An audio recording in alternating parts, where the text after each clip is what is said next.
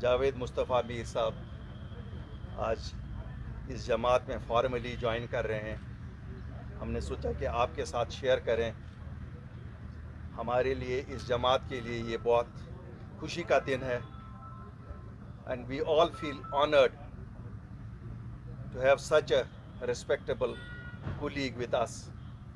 इस मुहिम में जो हमने 8 मार्च को शुरू की है लोगों की खिदमत के लिए, अल्हम्दुलिल्लाह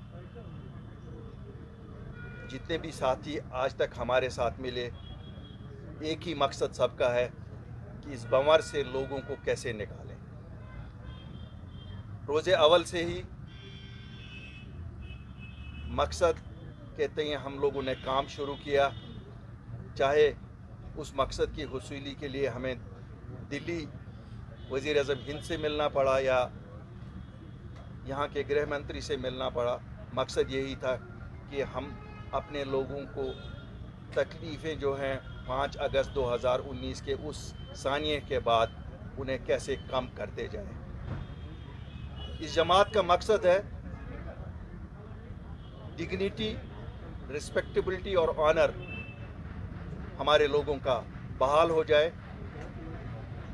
जैसे आपको मालूम है कि जिस वक्त भी हमने बात की, हमने हमेशा बात की अचीवेबल्स की, और साथ में ये भी कहा कि जो इमोशनल कोशेंट्स हैं हमारे, शायद जिनका प्रैक्टिकली कोई वैल्यू अगर नहीं भी है, फिर भी हमारी मांग है कि वो सब चीज़ें बहाल होनी चाहिए ताकि लोगों को लगे कि जो उनसे छीना गया है वो उनको वापस मिले। अल्हम्दुलिल्लाह we are satisfied with this journey so far. चाहे वो नौकरियों का तहफ़्फ़ुज़ था जो 5 अगस्त को हमसे छीन ली गई थी, जहां हमारे बच्चों को ऑल इंडिया लेवल पे कम्पीट करना पड़ता, चाहे वो ज़मीनों का तहफ़्फ़ुज़ था, या चाहे कितनी सारी चीज़ें हैं। जो मैं सबसे छोटी चीज़, अगर मैं सबसे छोटी बताऊं, वो 2 दिन पहले 3 दिन पहले जब नीट के बारे में यहाँ ये था कि अब ये 50-50 शेयर होगा, और मैं इस मौके पे आज शायद लेफ्टिनेंट गवर्नर साहब को शुक्रिया भी अदा करना चाहूँगा कि उन्होंने हमारी अपील और बच्चों की अपील पे हमदर्दाना गौर करके इसे मुलतवी कर दिया है। मेरी उनसे गुजारिश होगी कि मुलतवी नहीं, इसे यहाँ लागू ही ना किया जाए।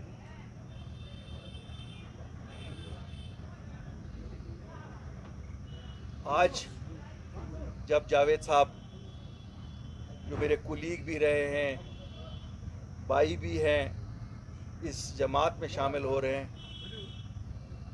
मुझे लगता है कि जो वो वादा जो हमने लोगों से किया था कि इंशाअल्लाह अल्लाह के फजल से एक वैसी जमात आपके सामने पेश करेंगे जिनके बारे में आपको रोज़े अव्वल से ही ये लगेगा, नहीं, इनका मकसद खाली आवाम की खिदमत है और दूसरा कोई नहीं। शुक्रिया।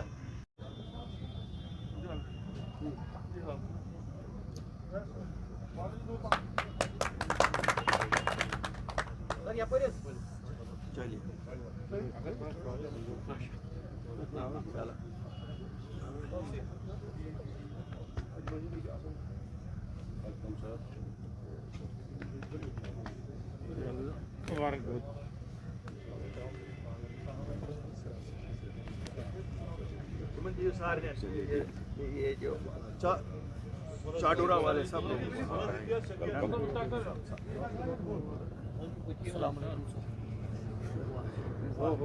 सल्ली अला रसूलिल करीम। जैसे मेरे बड़े भाई अल्ताफ़ साहब ने यहाँ मुख्तसर और मेरे ख़्याल में वाज़ह तौर पे ये बात रख दी कि कैसे एक पार्टी वजूद में आई, कैसे पार्टी वजूद में आई, किस एजेंडे के तहत आई, मकसद क्या है।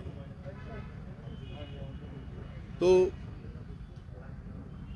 हर एक असेसमेंट करने के बाद और हर एक चीज़ को असेस करते हुए मुझे ये लगा कि ये जो अल्ताफ़ साहब, मैं to be honest with you, मेरे सारे इसमें कोलीग ही हैं।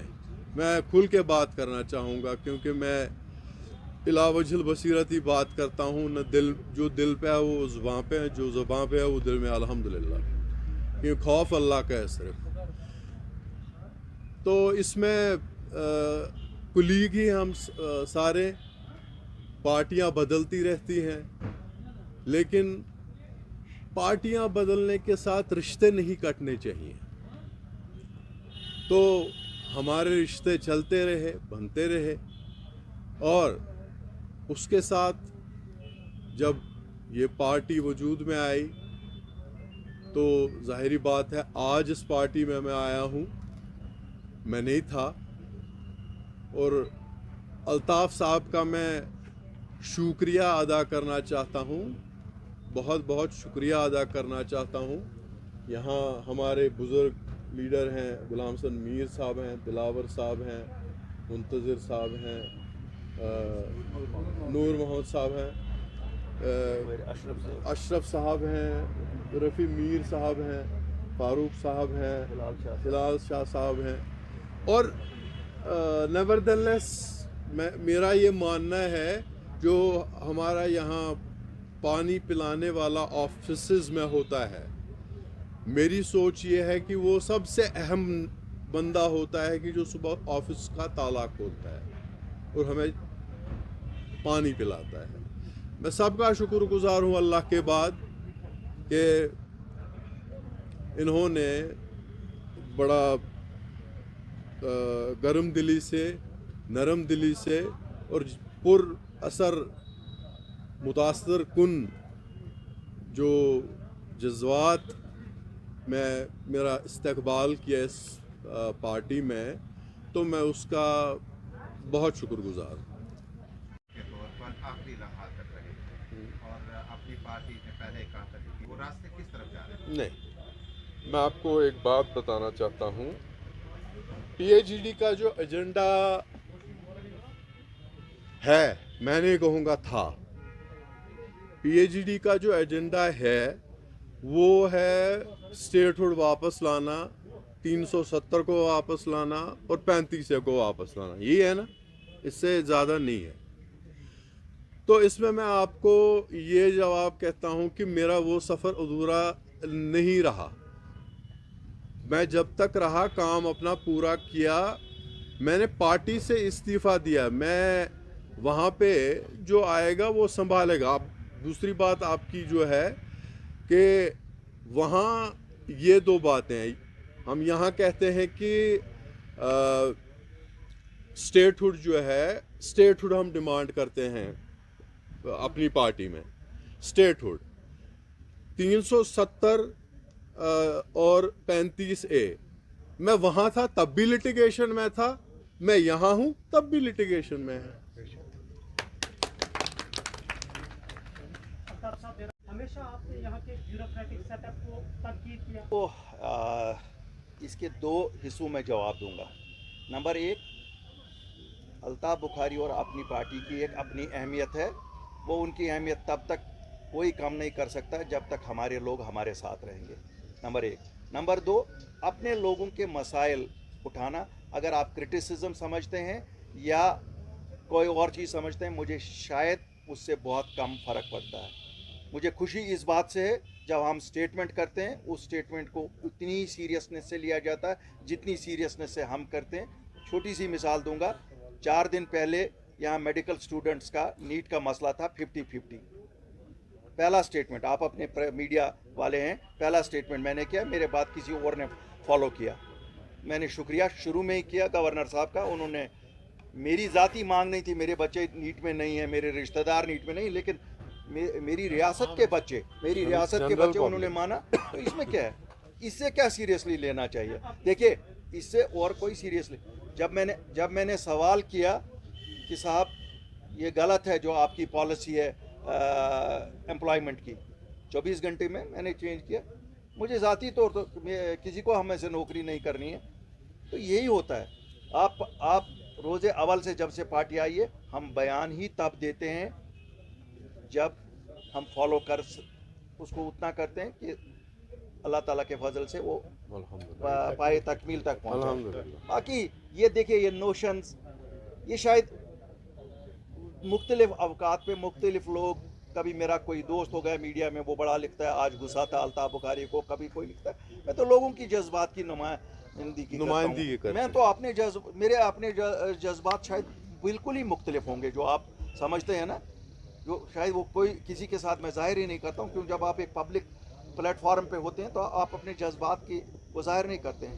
अगर मैंने क्रिटिसाइज़ किया एडमिनिस्ट्रेशन को, आप में से बिल्कुल you are open to write and criticise me, लेकिन क्या यही जज्बात नहीं है लोगों के कि जम्मू कश्मीर के एडमिनिस्ट्रेशन में जम्मू कश्मीर का क्वेश्चन मिसिंग है?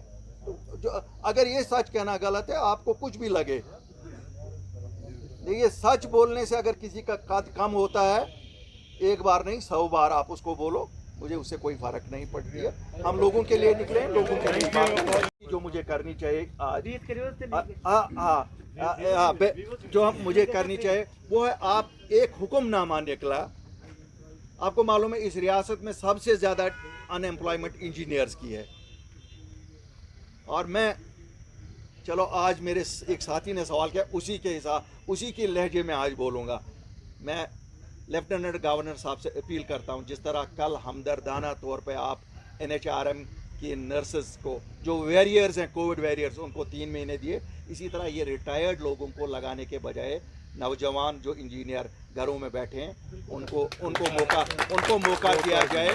तो इस ऑर्डर पे एक बार फिर नजरसानी की जाए, और अगर आपको हाईएस्ट लेवल पे लगता है उनको लेना है, रिटायर वालों को ले ले, लेकिन junior engineer level, assistant engineer level, executive engineer level तक हमारे इन नौजवान इंजीनियरों को, जो मुझे लगता है आज आप अगर ढूंढेंगे लेबर, लोकल लेबर 1000 रुपया पर डे, और इंजीनियर आपको 2500 रुपये पे महीने के लिए मिलता है।